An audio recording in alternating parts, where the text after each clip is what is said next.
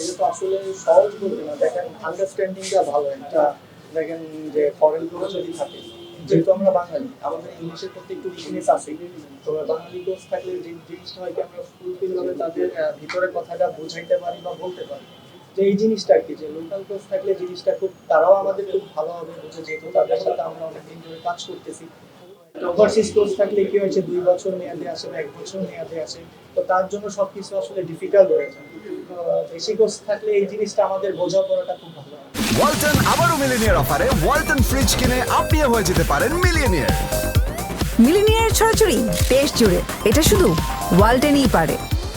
হ্যাঁ, এটা আসলে যেটা আছে যে মাঝে মাঝে আমি ট্রাই করি, বাট কখনো সামান্দিন স্যার যিনি ছিলেন, আমি ওনার সাথে অনেকদিন ধরে কাজ করছি, বাট উনি কখনো এই ডেলিভারিটা পছন্দ করতেন। বাট সামটাইম কিছু হয় না যে আপনি ব্যাটসম্যানকে আটকাইতে পারতেছেন, ডিফারেন্ট কিছু করার, ওই চিন্তা থেকে আর কি করা আর কি। যদি আপনার লটারি লেগে যায় আর কি, এমন আর কি।